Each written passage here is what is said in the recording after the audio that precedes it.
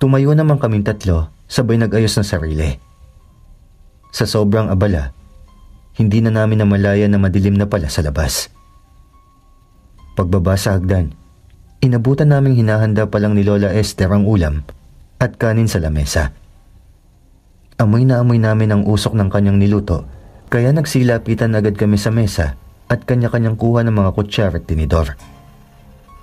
Ginataang alimango ang niluto ni Lola Esther na may sahog na sayote at kalabasa. Mukhang masarap to, Lola. Wika pa ni Buboy. Sige lang, kain lang kayo. Pakabusog kayong mabuti ha. Marami pang sabaw roon. Nakangiting saad ni Lola Esther. La, doon pa rin ba nakatira sina Auntie Lourdes sa San Agustin? Tanong bigla ni Rojo kay Lola Esther. Oo, doon pa rin. Bakit, iho? Pagtataka na matanda. Ipapasyal ko lang kasi ang kaibigan ko para makita nila ang iba pang kagandahan ng Bohol. Tugon ni Rojo. Kung ganon, mabuting dumaan na rin kayo sa tita mo para naman malaman niyang nandito ka. Doon na rin kayo magpagabi. Tiyak mas gugustuhin matulog doon ng mga kaibigan mo kapag naranasan nila ang lamig doon. Bukod sa magandang klima, payapa pa. Nakangiting mungkahi ni Lola Esther. Yan nga po ang bala ko, La. Gusto ko sanang manatili doon ng 3 araw. O mga 2. Baka abutan kami ng gabi kapag umuwi kami ng alanganing oras. Nakakatakot pa naman maglakad doon ng mag-isa. Sambit ni Rojo. Natigilan naman kami sa pagkain at sandali lang nagkatinginan sa isa't isa. Bakit? Ano naman ang nakakatakot doon? Tanong ko. May usap-usapan kasi doon na may gumagalang uko sa kalsada tuwing sasapit ang gabi. Isa sa mga manugang kong lalaki ang nagpapatunay sa hiwaga ng kabundukan ng Sagbayan. Minsan 11:00 ng gabi habang pauwi na ito galing sa kaarawan ng kanyang kapatid na nakatira pa mula sa taas ng bundok. Habang naglalakad sa may batis, bigla siyang natigilan nang sa may dulo ng sapa may naaninag siyang parang isang maliit na dahon ng saging. Dahil sa nakainom, inakala pa nitong nakayuko lang ang puno ng saging sa may batuhan sa gilid ng sapa. Dahil sa espiritu ng alak, lumapit siya upang tignan ito sa malapitan. Ngunit napaurong siya dahil sa takot nang magkamali siya ng akala. Nawala agad ang kalasingan niya nang tumambad ang malahalimaw na unano na halos hanggang 3 talampakan lamang ang taas. Ayon sa aking manugang, nakakatakot ang itsura noon. Meron itong malalapad na mga tenga at kulubot ang muka. Maliban sa kaiksian, nagtataglay ito ng mahahaba at matutulis na mga kuko sa kamay. Sa tindi ng takot, halos lumipad na siya sa pagtakbo at hindi na muna nagpatuloy sa pag-uwi sa kanilang bahay. Hinintay na lang niyang lumiwanag ang paligid bago ito bumaba ng bundok. Marami pang nakakakita nito kaya kinatatakutan talaga ng lahat ang hindi pangkaraniwang nilalang na iyon sa bayan ng Sagbayan. Mahabang pagsasadula ni Lola Esther. Napakunot ang noo ko at naging interesado sa halimaw na unano. Inisip pang baka isa itong duwende o maligno. Uko? Duwende po ba yon?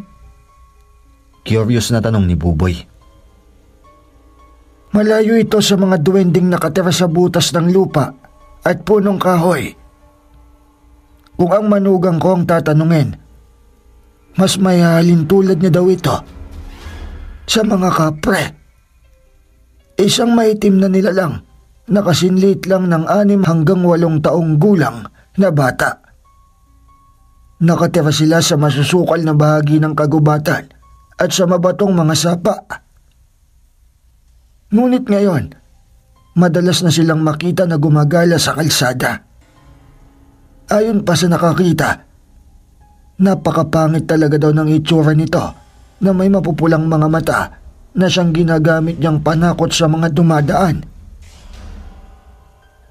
Hindi ito maitaboy ng mga residente doon dahil natatakot silang baka sila'y gantihan. Mahabang paliwanag ni Lola Esther. Dagdag pa ng mga nakatira, minsan daw na may kinuhang bata ang nilalang na ito at dinala sa kanyang tirahan. Ayon sa kwento, ginagamit daw ng uko ang balat at katawan ng bata upang manatili ang kanilang anyo bilang pagiging isang maliit na nilalang. Wala ho bang naglakas loob na isang guni ito sa isang albularyo? Paano na lang kung marami pang kabataan ang mabiktima ng halimaw na iyon? Tanong ko kay Lola Esther na may bahid ng inis at galit sa nilalang na uko. Pati ba naman musmos na bata, hindi kinakitaan ng awa at nakuha pang maging pamalit katawan ng halimaw? May isang nagtangka, ngunit nabigo din sa huli. Napigilan ang mga nilalang na ito. Masyado kasi silang malakas at maliliksing kumilos. Mahirap silang mahuli dahil laging nagtatago doon sa mga batuhan at sa ilalim ng lupa. Minsan, sasalakayin ka na lang pag nalingat ka. Ani Lola Esther. Nakaramdam ng takot sina Buboy at Lito. Napag-isip-isip na wag na lang sigurong ituloy ang pagdayo sa lugar at nagmungkaing sa ibang dako na lamang kami mamasyal. Kung ganun, anong bagay po bang makakatalo sa mga nilalang na ito, Lola? Tanong naman ni Rojo. Hindi ko rin alam, iho. Maging ang albularyong sumubok, wala ding ideya sa kahinaan ng nilalang na ito. Sagot ng matanda. Ngunit diskumpiyado ako dito dahil malakas ang aking paniniwala na lahat ng nilikha may mga sariling lakas at kanya-kanyang kahinaan. Hindi nga lang ito madalas makita ng iba dahil nakatuon sila lagi sa lakas at hindi tinitignang mabuti ang kapintasan ng nilalang. Malamang hindi niya lang ito nakita. Sambit ko, kaya napatingin sila sa akin at pare-parehong napapaisip. Anong ibig mong sabihin, iho? Tanong ni Lola Esther. Malakas po kasi ang paniniwala ko na lahat ng nilalang may kanya-kanya ding kahinaan. Maiksing tugon ko. Kung ganon, may nakikita kang paraan para matalo ang nilalang na ito? Tanong naman ni Rojo sa akin. Hindi pa ako sigurado. Ngunit parang ganun na nga din. Alanganing sagot ko, kaya napahinto sa pagsubo si Buboy. At ano namang magagawa ng isang kagaya mo? Saad naman ito. Siyempre magbibigay ng payo na ganito gagawin nila. Palusot ko pa. Biglang sumingkit ang kilay ni Lito. Sinasabi niyo bang tutuloy pa rin tayo bukas? Kahit pala delikado pumunta doon? Medyo sarkastiko na sabi ni Lito. Nagkapalitan tuloy kami ng alanganing tingin ni Rojo. Pawang hindi alam kung anong idadahilan sa malikot at malikhaing isip ng mga kasama namin. Takot at kaba na kasi ang umiiral sa kanila kahit hindi pa nakakatapak sa lugar na di umano'y nababalot ng mga kababalaghan. Ano kasi, wala naman sinabi si Lola na kahit umaga nagpapakita ang uko. Tsaka, hindi naman tayo lalayo masyado. Kaya safe pa din tayo. Palusot ni Rojo. Tama ang apo ko.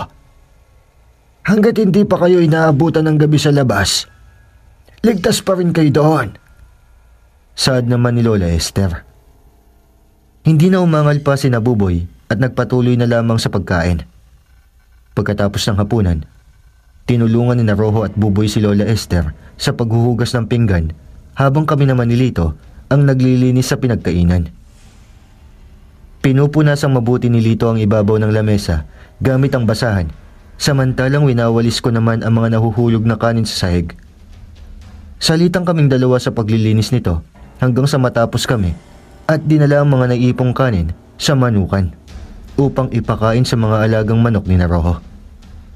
Habang naglalakad, hindi maiwasang kabahan ni Lito nang maalala ang maligno na nagpapakita di umano sa manukan tuwing sumasapit ang gabi.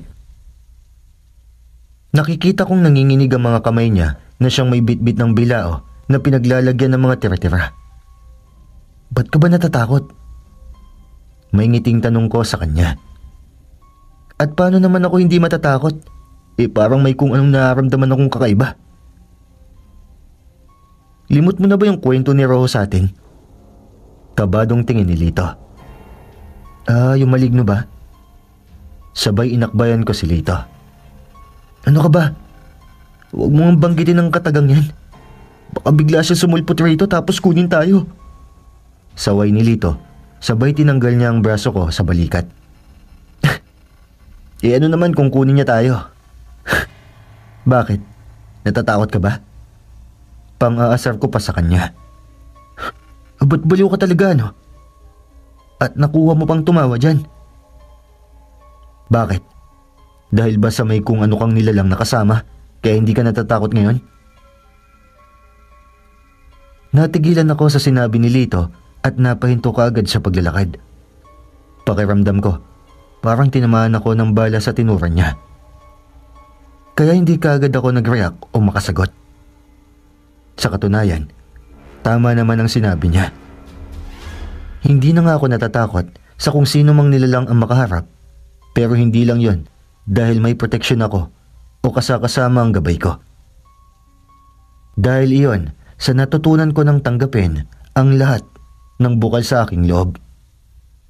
Kaya anumang nilalang ang makita ko at makasagupa, hinding-hindi na ako madadapuan pa ng takot. Haharapin ko silang lahat kung kinakailangan upang mailayo sa kapahamakan ng mga mahal ko sa buhay.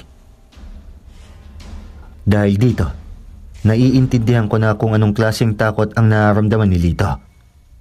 Hindi lang ito simpleng takot na parang nakakita lang ng multo, kundi takot para sa kanyang buhay. Hindi siya sigurado kung mabubuhay ba siya kapag nakakita siya ulit ng kakaibang nilalang. Gaya lamang ng una niyang makita, si Agum. Nahalos himatayin siya sa nerbiyos at hilakbot ng sandaling iyon. Huwag kang mag-alala. Hanggat narito ako, walang ibang nilalang ang makakapanakit sa'yo. Pangako yan. Nakangiting inakbayan ko ulit si Lito at sandaling iyon nakita kong gumuhit ang isang matamis na ngiti sa kanyang labi. Hindi man siya nagsalita, ngunit ramdam ko dahil sa sinabi ko, napagaan ko ang loob niya at nawala ang takot sa kanyang puso. Nagpatuloy kami ulit sa paglalakad at ibinuhos ni Lito ang tira-tirang kanin sa loob ng manukan. Nang pabalik na kami, sinabihan ko si Lito na mauna siyang pumasok at bitbitin na lang niya pababa ang sabon dahil gusto ko munang maligo. 2 araw na kasi akong hindi naliligo at napakalagkit na ng katawan ko. Okay, sabay na tayo. Napakaalinsangan ng gabi. Kaya tamang-tama lang na magpalamig. Gusto mo bang kunin din pati pamalit mo? Tanong pa ni Lito sa akin. Di na. Yung tuwalya na lang dalin mo. Sinabit ko lang yun sa cabinet. Sa taas na lang ako magpapalit mamaya. At huwag mong kakalimutan magdala ng shampoo, ha. Lagot ka sa akin pag wala kang dala. Banta ko pa kay Lito, ngunit nakangiti lang itong tumango. Pagkaalis niya, sinimulan ko na rin bombahan ng tubig ang malaking planggana na nakalagay sa tapat ng poso. Binomba ko ito ng binomba hanggang sa mapuno. Naupo muna ako saglit sa isang malapad na bato habang inaantay ang pagbalik ni Lito. Ngunit ilang minuto na ang nakakalipas, walang Litong dumating, kaya nagtataka na ako ng mga oras na iyon. Tumayo ako upang alamin kung ano ang nangyari Ngunit laking gulat ko nang pagtayo ko, nahagip ng mata ko ang isang nilalang na lumilipad sa ere. May mahahaba itong mga pakpak at nakasuot ng kakaibang balabal na siyang tumatakip sa kanyang muka. Subalit pamilyar ako sa orang lumalabas sa katauhan ng dayuhang nilalang. Sa may bintana, nakita kong dumungaw si Lito at itinuro niya sa akin ang nilalang na lumilipad sa kadiliman ng gabi. Kaya pala hindi na ito bumalik dahil nakita din pala niya ang naturang nilalang. Gayunpaman, hindi ko rin siya masisi kung hindi niya man ako nagawang balikan. Sa wari ko, nakabuti pa nga iyon kaysa madagit pa siya nito. Baka ang una pang mangyari, mamatay muna siya sa sindak bago pa makatay ng nilalang sa ere. Nagpatuloy sa paglipad ang nilalang at batay sa kanyang ikinikilos, iniikutan niya ang bahay. Naalala ko tuloy sa bahay ni Tata Dino, ganito din ang ginagawa niya bago niya pinasok ang bahay. Ang kabaliktaran nga lang dito, hindi siya nagbagsak ng ulan na siyang una niyang ginawa upang malansi kami ng albularyo. Patuloy lang itong umiikot sa ibabaw ng bahay na parang asong inaangkin ang lugar matapos wisikan ng dynamic markings.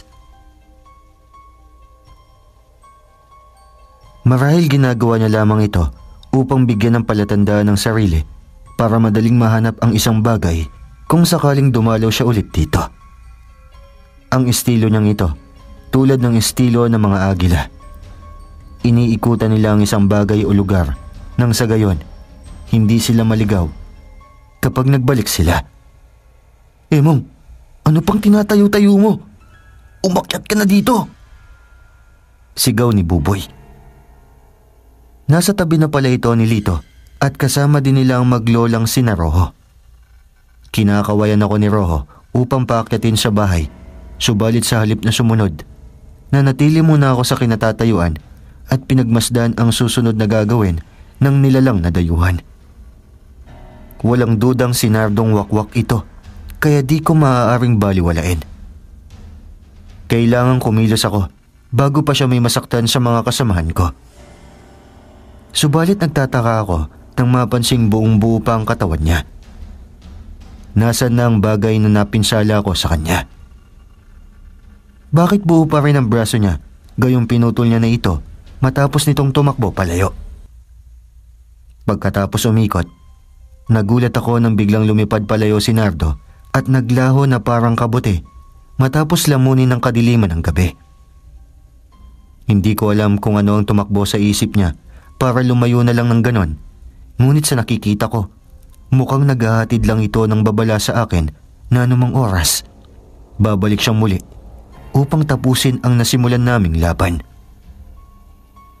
Nang masigurong wala na ang wakwak, dito pa lang ako nagpasyang umakyat sa bahay. Sinalubong ako ni Nalito sa hagdanan na lahat ay natataranta at panay tanong sa akin kung ano o sino yung nilalang na nagpakita sa amin. Marahil napansin nilang sa akin lang ito nakatitig kaya kinutuban sila at hindi maalis sa isipan na malamang ako ang punterya ng wakwak. Tinignan ko si Lola Esther na nakatayo lamang sa ibaba ng hagdanan habang ito'y nasa likuran ni Buboy at Rojo. Wala itong imik at hindi nagbabahagi ng opinyon sa nangyari. Base din sa itsura niya, mukhang alam niya kung ano ang aming nakita. Uy, kanina ka pa namin tinatawag. Pero ba't ayaw mong sumagot? Di mo ba nakitang may halimo na lumilipad sa itaas? Anong nakain mo at parang tulala ka pa kanina? Nabagok ba ang ulo mo? Mapapansin ang magkahalong takot at kaba sa boses ni Lito habang ito'y nagtatanong. Relax ka lang. Baka ibon lang yon na napadpad. Huwag mong masyadong intindihin yon. Pagsisinungaling ko upang mawala kahit papaano ang takot na kanyang nararamdaman. Ano? Hibang ka ba? Alam ko yung nakita natin. Hindi ako pwede magkamali. Manananggal yun. Wika ni Lito. Nagkakamali ka. Ibon lang yon. At malamang, ginugulo ka lang ng imahinasyon mo. Kaya tingin mo manananggal yon. Pero hindi. Gaya ng sinabi ko, isang ibon lang yon na napadaan. Giit ko pa. Ngunit umiling si Lito at talagang pinagdidiinan pa rin na isang totoong manananggal ang nakita namin. Hindi siya maaaring magkamali sa nakita. At paano mo naman nasabing ibon lang yon? May ganun bang ibon na ganun kalaki? Sige nga. Papaano mo din may papaliwanag sa amin yung hubog ng katawan niya? Kaparehong kapareho sa tao. Sabat naman ni Buboy na pinatotohanan din ang sinabi ni Lito. Hindi siya maaaring paglaruan ng isipan dahil mismong dalawang mga mata niya ang nakakita ng totoong manananggal nga. Ang nakitang lumilipad sa ere. Subalit ang pinagtataka lang nila kung bakit ito umatras na tila ba may isang bagay na kinakatakutan. Tinignan ko ulit si Lola Esther, ngunit tahimik pa rin ito. Maging ang apo niya, ganon din, puwera lang sa dalawa na parang babaeng nagpupuputak sa harapan ko. Alam nyo, masama ang nagsasabi ng patapos ng hindi pa sigurado sa isang bagay. Hindi dapat kayo nagbibigay ng ganyang konklusyon. Malamang ibon lang talaga yon na naligaw lang. Hanggat hindi pa malinaw sa atin ito, hindi rin natin pwedeng sabihin na manananggal nga ang bagay na yon. Wika ako na pilit pang pinabubulaanan ang tungkol kay Nardo. Ayaw ko kasing magpanik sila at baka magdulot pa ito ng stress sa kanila. Siguradong hindi sila makakatulog mamaya dahil yun lagi ang maiisip nila sa oras ng pamamahinga. Subalit kahit anong palusot ko, hindi pa rin sila naniniwala. Talagang pinaninindigan nila na hindi lang isang ibon ang nakita kung hindi isang wakwak. Ano po masasabi niyo rito, Lola? Totoo bang wakwak yun? Tanong ni Rojo kay Lola Esther. Mabutit nagsalita na din ito upang maliwanagan na ang dalawa at mawala ang haka-haka nila. Kumpiyansa naman ako na hindi rin aaminin ni Lola Esther ang totoo dahil alam niyang kapag sinabi niya ito, magdudulot lang ito ng takot sa apo niya. Tama si Emong. Isang ibon lang yon. Wala kayong dapat ikabahala. Normal na yun dito. Gawa ng luntian pa ang mga kabundukan. Madali talagang lumaki ang mga ibong gaya noon. Pagsisinungaling ni Lola Esther. Oh, narinig niyo naman sinabi ni Lola. Kaya wag na kayo magtalo.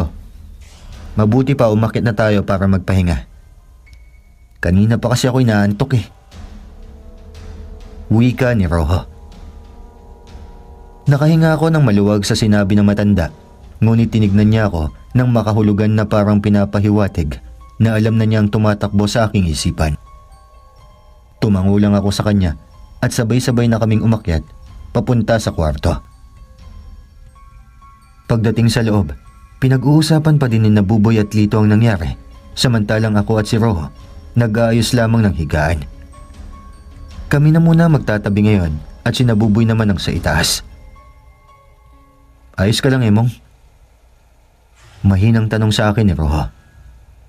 Oo, ayos lang. Maiksing sagot ko naman. Alam ko kung ano yung nakita natin. Bulong ni Rojo. Alam kong pamilyar na kayong maglola doon, kaya hindi nakataka-taka ang reaksyon nyo kanina. Sagot ko. Kaya nga eh. Alam kasi ni Lola na matatakotin ang mga kasama natin, kaya piniling ilihim na lang ang totoo. Pasalamat tayo na kumbinsi sila ni Lola. Sambit ni Rojo. Kaya nga eh. Buti naniwala agad sila. Tugon ko naman. Pero tingin mo, napadaan lang yon? Tanong pa ni Rojo. Parang ganun na nga. Inatake niya sana ako kung may pakay talaga siyang mambiktima. Paliwanag ko. Pero diskumpiyado ako sa kilos niya kanina. Parang may kung ano siyang iniisip. Tapos nakita kong sa'yo talaga siya nakatingin. Sabihin mo, nakita mo na ba ito noon? Usisa pa ni Rojo. Maging ito din pala, hindi rin naniniwalang napadaan lang si Nardong wakwak. Sa forma ng tingin niya, tila inaalam kung may tinatago ba akong sikreto. Hindi ako sigurado.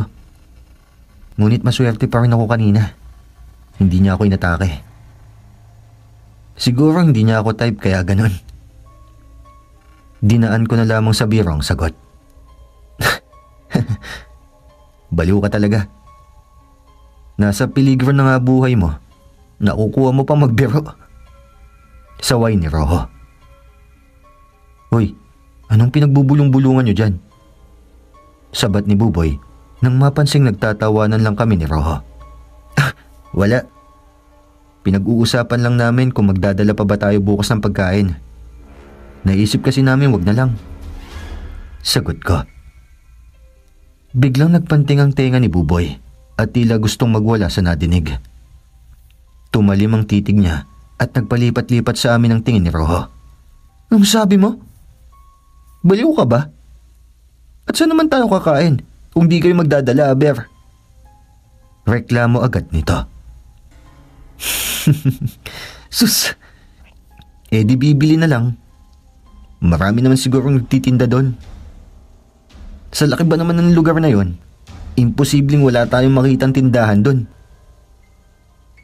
Tugon ko kay Buboy. Basta magdala kayo. Kung wala, di ako sasama. Kayo na lang mamasyal. Kahit makipaghalikan kayo sa mga unggoy, wala akong pake. Tumaas agad bigla ang isang kilay ko. Namula ang mga tenga ko sa nadinig. Okay lang sana kung hindi siya sasama, ngunit yung isisingit pang makikipaghalikan kami sa mga unggoy, para sa akin, hindi iyon katanggap-tanggap. Parang niyurakan niya ang pagkalalaki ko nang dahil lang sa buwisit na pagkain. Hoy taba, magunos dili ka nga. Sumusobra na talaga yung katakawan mo. Puro na lang ba pagkain ang nasa isip mo? Hindi mo ba naiintindihan ang sinasabi ko? Kung ayaw mo, di wag kang sumama. Di ka naman namin pinipilit eh. Kumain ka bukas ng grabas. Isaksak mo yun sa baga mo. Sagot ko na may bahid ng galit. Sobra na talaga akong naiinis sa ugali niya. Hindi talaga siya nagbabago. Nakakatakot tuloy isipin kung sakaling maipit kami sa gitna ng gubat, tapos isang tinapay lang ang naiwan na nasa bingit kami ng kamatayan. Siguradong kakainin niya agad iyon bago pa kami mawala ng malay. Nakakasakit ng ulo ang ganoon. At gusto mo talagang maiwan dito? Ano naman ang gagawin mo pagkatapos? Hihiga, maliligo, kakain. Huwag sanang dumating ang oras na ikaw ang makain ng manananggal na yun pag natsyempuhan ka. Pananakot pa ni Lito. Natahimik naman sandali si Buboy. Hindi siya nakareact. Oh, ano, sasama ka na? Seryosong tanong ni Rojo. Nag-isip sandali si Buboy at maya-maya pa, nagdesisyon din ito. Sige na nga, kukulit to kasi. Pilit na sagot nito. Papayag ka din pala eh, dami mo pang pasakalye. Paano ka ba natiis ng mga magulang mo? Kung anak lang kita, matagal na kitang sinipa sa pinto. Sambit ko. Hoy, gusto mo bang bawiin ko sinabi ko? Banta ni Buboy. Ay, kayo talaga. Mabuti pang matulog na tayo. Sabay nahiga na si Lito at pumikit. Mukhang nabingi na rin ito sa bangayan naming dalawa. Natahimik si Buboy kaya hindi na rin ako sumagot. Samantalang si Rojo, Nakangiti lang sa amin na tila natutuwa pa ito sa bangayan namin. Daig nyo talaga ang tubig at langis. Sabi pa nito. Nakakainis kasi. Sagot ko naman at nagkumot na. Hayaan mo na. Matulog na lang tayo. Maaga pa kasi tayo bukas. Sabay tumagilid na ng higa si Roho upang matulog. Dahil dito, nagpasya na rin akong pumikit at di nagtagal, nakatulog na ako. Kinabukasan, maaga pa lamang, nakapagluto na ng almusal si Lola Esther. Naihanda na niya ang masarap na agahan sa lamesa. Kakatapos lang namin maligo noon, ngunit imbis na umakyat sa kwarto, naupo na kami sa lamesa habang nakatapis ng tuwalya. Natakam kami sa luto ng matanda kaya inuna namin kumain kaysa magbihis muna. Mahirap lumakad ang biyahero kapag walang laman ang tiyan. Subok ko na yan nung umakyat ako sa bundok Kanlaon. Gutom at pagod ang naranasan ko dahil sa pagtanggi sa grasya. Maliban dito, nakahanda na rin sa labas ang sasakyan naming tricycle papuntang Sagbayan. Inarkila ito ni Lola Esther nang madaanan niya sa may talipapa. Bukod rito, siya rin ang nagbayad upang mahihatid kami sa lugar. Bandang 7:00 na ng umaga nang matapos kami sa almusal. Sabay-sabay na kaming umakyat para magbihis. Habang abala ang tatlo, palihim kong inipit sa aking tagiliran ang balaraw ng albularyo, pati ang langis ni Andrea, saka binalot ko sa papel at ang mga munggo ipinasok ko sa aking bulsa. Mainam nang mabitbit ito para kahit saan man ako mapasabak, ready to go ako. Napagpasya naming isa lang ang bitbiting bag para hindi kami mahirapan sa pagdadala nito. Matapos maisiksik lahat ng mga gamit, bumaba na kami sa sala. Natuwa naman si Buboy nang maabutang nabalot na ni Lola Esther ang pabaon niyang pagkain sa amin. Puro nga kakanin uli ang nilagay niya sa basket upang kahit papaano may napapapak kami sa biyahe. Medyo malayo-layo kasi iyon. Humigit kumulang 1 o 2 oras din ang aabutin ng biyahe. Makalipas ang ilang minuto, tinahak na namin ang daan patungong Sagbayan. Nag-abiso pa si Lola Esther na lagi kaming mag-iingat doon at kabilin-bili ng huwag maghihiwalay saan man kami dalhin ng aming mga paa. 2 oras ang biyahe namin kaya todo masidlang kami at tanaw sa buong paligid. Hindi na bago sa amin makukulit na batang mahalina sa magagandang tanawin sa lugar na ito. Pinapangalanan ni Roho ang mga lugar na nadadaanan namin at todo ang pagmamalaki nito na tila proud na proud sa ginagawa. Ngunit ang kinakatakot niya ay baka bigla na lang may humarang na mga armado upang mangikil ng pera sa mga motoristang dumadaan mula sa mahabang kalsada na ito. 2 beses na daw niyang naranasan ito habang kasama ang mga magulang tuwing pumupunta sila sa tiyahin niya sa Sagbayan. Hindi na rin bago sa mga sundalo ang biglaang mapasabak sa mga ambush. Yung tipong bigla na lang may puputok at di mo alam saan galing hanggang sa sunod-sunod na uulan ng mga bala.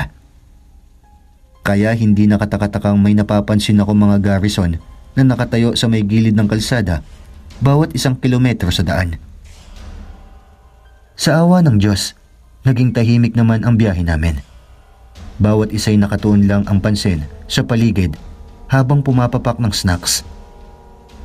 Nasa loob lang si Buboy, habang kami naman ni Roho ang nasa likuran ng driver. Hindi masalita ang driver, kaya hindi na lang namin ito kinulit. Nakafocus lang siya sa pagmamaneho dahil medyo baku-baku din ang daang binabagtas namin at hindi pa nahihiga ng semento. Mahirap na baka daw biglang sumigwi ang kambyada, mapahamak pa kami. Ilang oras ang nakalipas. Sa wakas, narating na din namin ang maliit na bayan ng Sagbayan. Noong araw, hindi pa ito itinuturing na lungsod, dulot ng mabagal na pag-usad ng ekonomiya. Subalit ngayon, umangat na ang pwesto nito sa isa sa pinakamaunlad na syudad sa probinsya ng Bohol. Sa katunayan, nasa 4th class na ito ngayon at mas lalo pang lumalago at umuunlad habang lumilipas ang panahon. Matapos pumarada ng tricycle, sumalubong sa amin ang napakaingay ng mga tao na naglalakad sa daan. Paraot parito sa paligid. Abalang namimili sa mga tindahang nakakalat lang sa pamilihan habang yung iba, pasulyap-sulyap lang.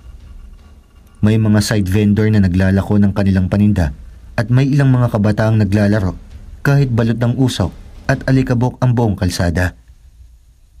Nang bumaba ang driver, bumaba din kami at tumambay muna sa isang tindahang malapit sa tornohan ng mga tricycle. Lumapit si Buboy kay Rojo. "Oy, bakit dito tayo bumaba? Akala ko ba didiretso ang driver sa bahay ng tita mo?" Pagtataka agad ni Buboy. "Relax lang kayo. Babalik din yun. Ihahatid tayo hanggang sa bahay ng tita ko." Nakangiting sagot ni Rojo. "Ibig mo sabihin nag-stop over lang siya para kumain?" Tanong ko naman, ngunit tumango at ngumiti lamang sa akin si Rojo.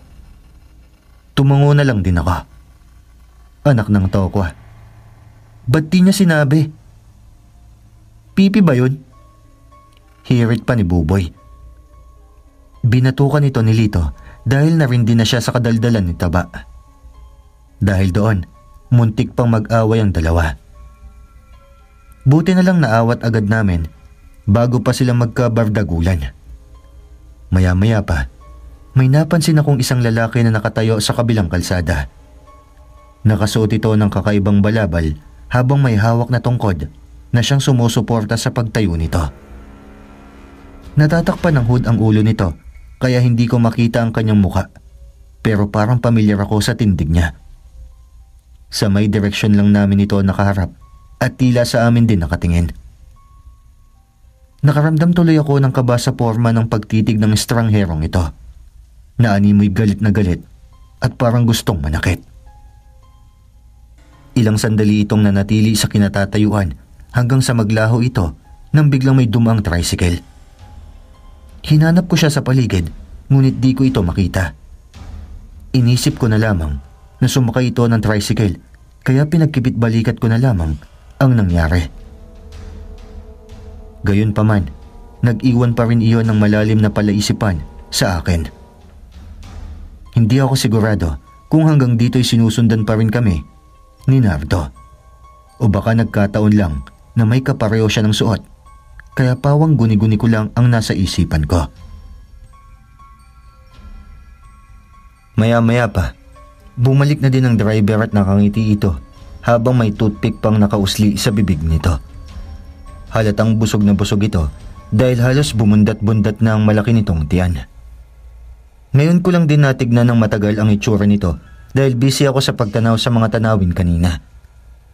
Sa hilat siya ng kanyang muka, masasabing nasa mid-50s pa lang ito. Nakasuot ng shirt na maong at nakasuot ng puting t-shirt na halos hanggang pusod lang ang haba, kaya't litaw na litaw ang mabilog at malaki nitong tiyan. "Oh, nandito na pala kayo." "Akala ko tuloy umalis na kayo." Wika ng driver. Sa tabas ng dila nito, mukhang balak pa yatang ganchoin ang mga pamasahe namin na binayad sa kanya ni Lola Esther. Sinuswerte ang balasubas na ito. Akala niya siguro maiisa niya kami. Sa bagay, hindi rin katakatakang barat ito sa pagmumuka pa lang niya. Ito yung tipong hindi gagawa ng maganda. "Tapos na ho ba kayong kumain?" Paniniguro ni Rojo. Oo. Siya nga pala. Saan nga yung punta nyo? Nakalimutan ko kasi. Pasensya na." Sabi pa nito, subalit halata namang nagkukunwari lamang na makalimot ito. "Sa San Agustin po, Amang." Magalang na sagot ni Rojo. Oo, tama. Natatandaan ko na. Yun nga yung sinabi ni Esther kanina. Apo ka niya, hindi ba? Tanong ng driver. Opo. Ako po si Roho. At sila naman po ang mga kaibigan ko. Sina Buboy, Lito, at Emong. Pakilala pa sa amin ni Roho. Ngumiti lang sa amin na magaspang ang driver, tapos bumalik din ang tingin kay Roho at nagkamot pa ng ulo. Kung ganon magkakaibigan na tayo. Ako nga pala si Roberto. Pero Roberto na lang, for short. Tatawa-tawa pang sabi ng driver, kaya hindi maiwasang lumitaw ang nangingitim at nabubulok nitong mga ngipin.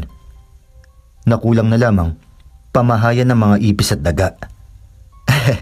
Ganun po ba? Napipilitang sambit ni Buboy na medyo naaasiwa na din sa ngiti ng balasubas na driver. Maya-maya pa, sumakay na rin kami ulit sa tricycle nang sumampa si Mang Berto sa motor. Ngumiti habang pasakay at walang ano-ano, may isang matandang babaeng lumapit kay Buboy at bigla na lang siyang tinapik sa kanang balikat ng 3 beses. Natigilan si Buboy sa pagsakay. Hoy, iyo! Kamusta na? Naalala mo pa ba ako? Kamusta na ang mga magulang mo? Sunod-sunod na tanong ng matandang babae kay Buboy.